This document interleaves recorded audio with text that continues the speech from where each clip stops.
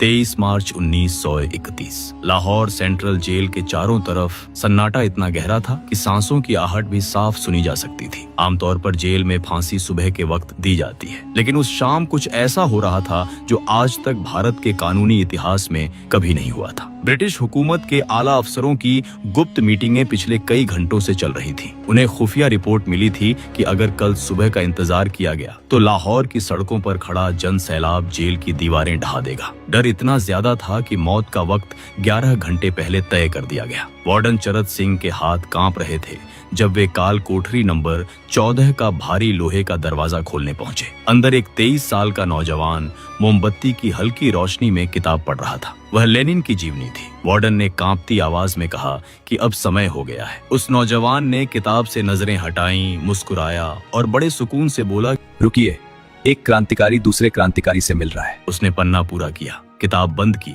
और उसे हवा में उछाल दिया। ये कोई विफलता नहीं थी कि वे पकड़े गए, बल्कि ये उनकी सबसे बड़ी कामयाबी थी कि उन्होंने मौत को खुद अपने पास बुलाया था ताकि एक पूरा देश जाग सके। इस महागाथा की जड़ें पंजाब के लायलपुर जिले के बंगा गांव में दफन है, जहां 28 सितंबर 1907 को भगत सिंह का जन्म हुआ। उनके घर में उस दिन खुशियां दोगुनी थीं, क्योंकि उनके पिता किशन सिंह और चाचा अजीत सिंह उसी दिन जेल से रिहा होकर घर लौटे थे। देशभक्ति उनके पालने में ही डाल दी गई थी। उनके चाचा अजीत सिंह पगड़ी संभाल झट्टा आंदोलन के नायक थे, जिन्होंने किसानों को अंग्रेजों के खिलाफ खड़ा किया था। भगत सिंह बचपन में जब अपने पिता के साथ खेत पर जाते थे तो वहाँ छोटे छोटे तिनके गाड़ देते थे। जब पिता पूछते कि ये क्या कर रहे हो, तो वो बच्चा कहता था, मैं बंदूकें बो रहा हूँ ताकि अंग्रेजों को मार सकूं। उनके भीतर ये बीज बचपन से ही पड़ गया था कि गुलामी एक बीमारी है और इसका इलाज सिर्फ क्रांति है। उसी दौर में पंजाब के लुधियाना में 15 मई 1907 को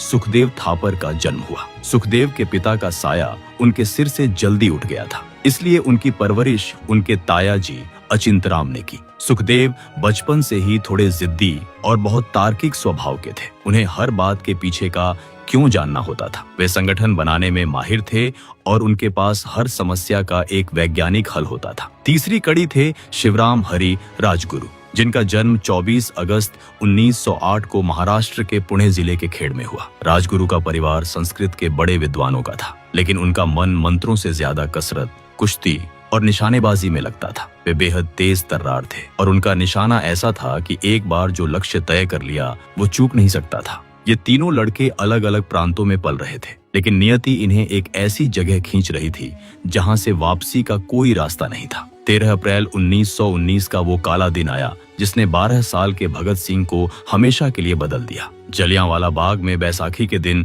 जनरल डायर ने निहत्थे लोगों पर गोलियां चलवाईं। हजारों लोग मारे गए, कुएं लाशों से भर गए। जब ये खबर लाहौर पहुंची तो भगत सिंह स्कूल छोड़कर सीधे अमृतसर के लिए निकल पड़े। वहां पहुंचकर उन्होंने जो मंजर देखा उसने उनके मासूम मन को पत्थर बना दिया। उन्होंने वहां की खून से सनी मिट्टी को अपनी मुट्ठी में भरा और एक कांच की बोतल में रखकर घर ले आए। वे घंटों उस बोतल को देखते और सोचते कि क्या हम इतने कमजोर हैं कि मुट्ठी भर अंग्रेज हमें भेड़ बकरियों की तरह मार रहे हैं। दूसरी तरफ गांधी जी का असहयोग आंदोलन पूरे शबाब पर था। भगत सिंह, सुखदेव और राजगुरु जैसे हजारों नौजवानों को लगा कि अब आजादी बस मिलने ही वाली है। लेकिन 1922 में चौरी चौरा की घटना के बाद गांधी जी ने अचानक आंदोलन वापस ले लिया। युवाओं का गुस्सा 7वें आसमान पर था। उन्हें लगा कि जब दुश्मन गोलियां चला रहा है तो हम शांति की बात कैसे कर सकते हैं। यहीं से इन तीनों की राहें अहिंसा से अलग होकर क्रांति की ओर मुड़ गईं। भगत सिंह पढ़ाई में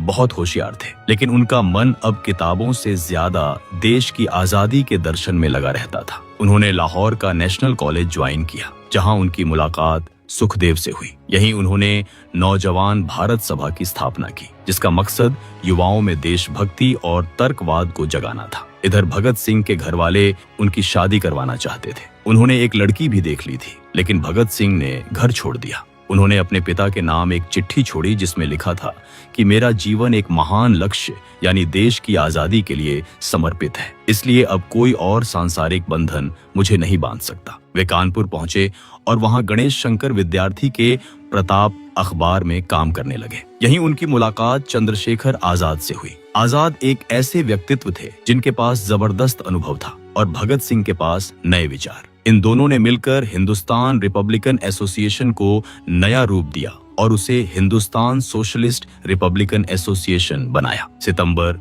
1928 में दिल्ली के फिरोज शाह कोटला मैदान में क्रांतिकारियों की एक गुप्त मीटिंग हुई। यहाँ तय किया गया कि अब लड़ाई सिर्फ बम और पिस्तौल की नहीं होगी, बल्कि एक विचारधारा की होगी। भगत सिंह ने समाजवाद का नारा दिया, सुखदेव को पंजाब की जिम्मेदारी दी गई और राजगुरु को संगठन के मिलिट्री विंग में शामिल किया गया। इनके पास न तो पैसे थे न ही हथियार। ये लोग पुराने बमों के खोल इकट्ठा करते, जंगलों में जाकर उनका परीक्षण करते और कई बार तो 2-2 दिनों तक सिर्फ चने खाकर गुजारा करते थे। वे जानते थे कि वे एक ऐसी सत्ता से लड़ रहे हैं जिसका सूरज कभी नहीं डूबता, लेकिन उनका इरादा पक्का था। साल 1928 में ही जब साइमन कमीशन भारत आया तो पूरे देश में साइमन गो बैक के नारे लगे। लाहौर में लाला लाजपत राय इस विरोध प्रदर्शन का नेतृत्व कर रहे थे। पुलिस कप्तान जेम्स स्कॉट ने बेरहमी से लाठी चार्ज का हुक्म दिया। अंग्रेज सिपाही जानवरों की तरह लोगों को पीट रहे थे। स्कॉट खुद लाठी लेकर लाला लाजपत राय पर टूट पड़ा। लाला जी के सिर पर चोटें आईं और कुछ दिनों बाद उनकी मौत हो गई।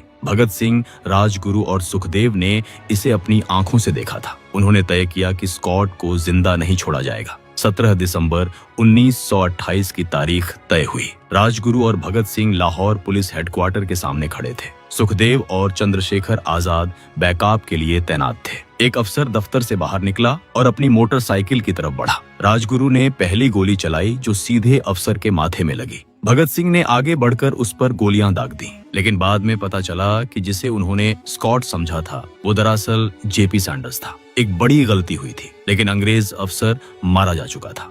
पूरे लाहौर को छावनी बना दिया गया। हर सड़क पर पुलिस थी, लेकिन भगत सिंह ने अपनी पहचान छुपाने के लिए अपनी दाढ़ी और बाल कटवा लिए। उन्होंने एक साहब का भेष धरा और राजगुरु को अपना नौकर बनाया। साथ में क्रांतिकारी दुर्गा भाभी थी, जो उनकी पत्नी का नाटक कर रही थी। पुलिस के सामने से वे ट्रेन पकड़कर निकल गए। अंग्रेज हाथ मलते रह गए। सैंडर्स की हत्या ने ब्रिटिश हुकूमत को हिला दिया था, लेकिन भगत सिंह कुछ और बड़ा सोच रहे थे। वे जानते थे कि सिर्फ 1-2 अफसरों को मारने से आजादी नहीं मिलेगी। उन्हें देश की सोई हुई जनता को जगाना था। वे एक ऐसा धमाका करना चाहते थे जिसकी गूंज लंदन तक सुनाई दे।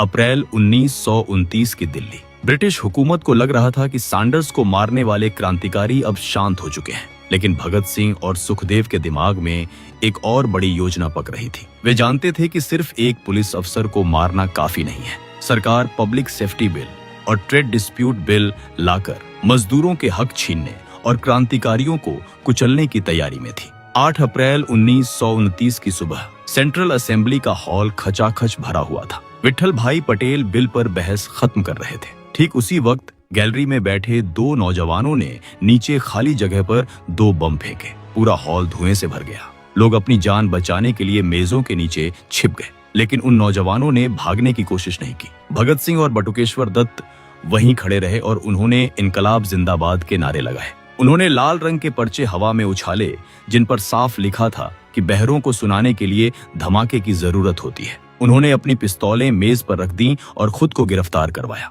ये उनकी सबसे बड़ी सोची समझी चाल थी। वे जेल को ही अपना नया मोर्चा बनाना चाहते थे, ताकि पूरी दुनिया देख सके कि हिंदुस्तान के क्रांतिकारी डाकू नहीं, बल्कि अपने देश के लिए लड़ने वाले सिपाही हैं। गिरफ्तारी के बाद उन्हें लाहौर की जेल में भेज दिया गया, जहां सैंडर्स केस की जांच भी तेज कर दी गई। सुखदेव और राजगुरु भी पुलिस की गिरफ्त में आ चुके थे। जेल के अंदर जो संघर्ष शुरू हुआ वो बाहर की लड़ाई से कहीं ज्यादा मुश्किल था। भारतीय कैदियों के साथ जेल में जानवरों जैसा बर्ताव किया जाता था। उन्हें गंदा खाना दिया जाता, फटे पुराने कपड़े मिलते और पढ़ने के लिए कोई किताब नहीं मिलती थी, जबकि गोरे कैदियों को सारी सुख सुविधाएं हासिल थीं। भगत सिंह ने वहीं से भूख हड़ताल का ऐलान कर दिया। उन्होंने मांग की कि हमें पॉलिटिकल प्रिजनर माना जाए। जेल प्रशासन ने उन्हें तोड़ने की हर मुमकिन कोशिश की। कोठरियों में पीने के पानी के घड़ों में दूध भर दिया गया, ताकि प्यास लगने पर वे दूध पी लें और उनकी हड़ताल टूट जाए। उन्हें बेरहमी से पीटा गया।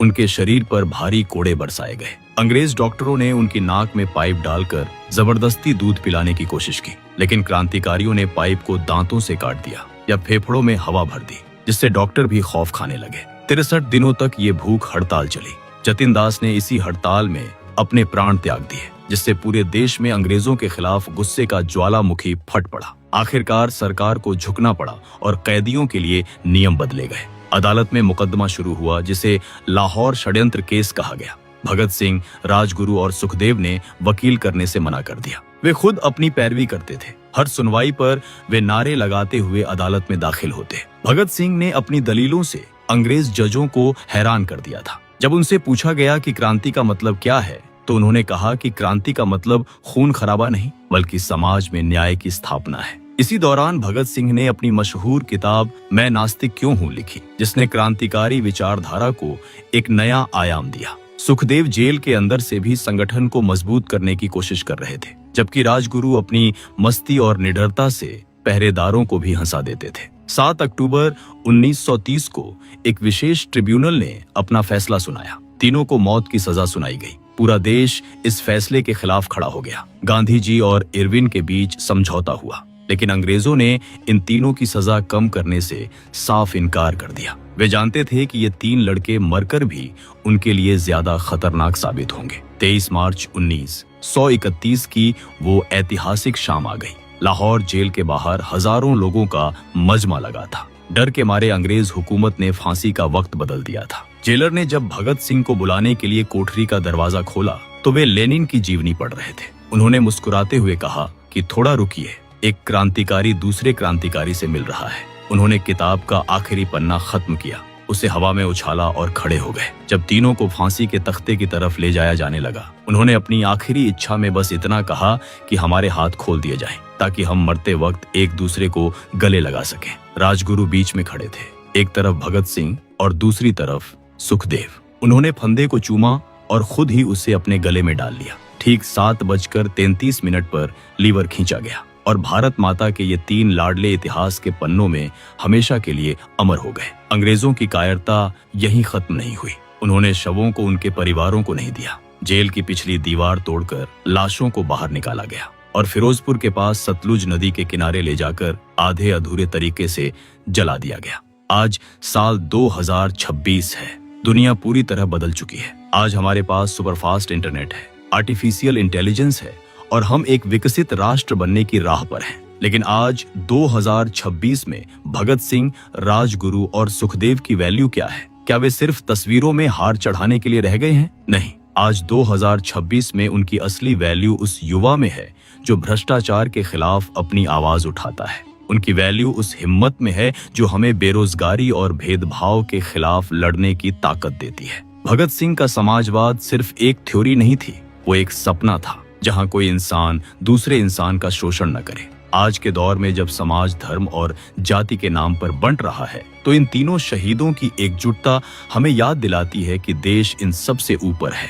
राजगुरु महाराष्ट्र से थे, सुखदेव और भगत सिंह पंजाब से, लेकिन उनकी गर्दन एक ही फंदे के लिए तैयार थी, क्योंकि उनका मकसद एक था। 2026 में हमारा सबसे बड़ा कर्ज यही होगा कि हम उनके विचारों को सिर्फ पढ़कर न छोड़ दें, बल्कि उन्हें अपने आचरण में उतारें। आज का भारत, जो दुनिया की सबसे बड़ी युवा शक्ति होने का दावा करता है, उसे इन 3 क्रांतिकारियों से निडरता और तर्कवाद सीखना होगा। भगत सिंह ने कहा था कि व्यक्ति को मारना आसान है, लेकिन उसके विचारों को नहीं। आज 2026 की सड़कों पर, दफ्तरों में और घरों में जब भी कोई गलत के खिलाफ खड़ा होता है, तो उसमें भगत सिंह की आत्मा जिंदा होती है। वे असफल नहीं हुए थे, बल्कि उन्होंने अपनी जान देकर उस क्रांति को सफल बनाया था जिसने 1947 में हमें आजादी दिलाई।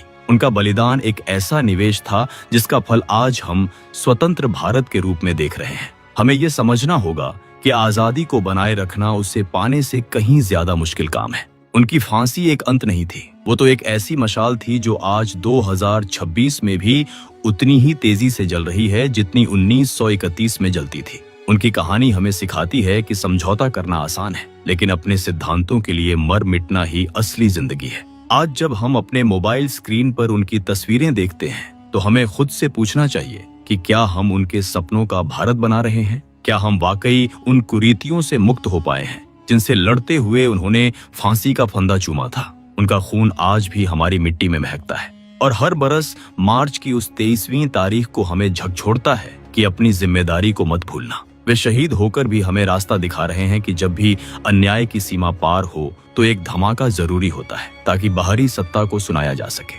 उनकी यादें हमारे लिए वो ईंधन हैं जो देशभक्ति की आग को कभी ठंडा नहीं होने देंगे। 2026 का हर हिंदुस्तानी उन 3 लड़कों का कर्जदार है जिन्होंने अपनी जवानी सिर्फ इसलिए कुर्बान कर दी ताकि हम आज अपनी जवानी को आजादी के साथ जी सकें।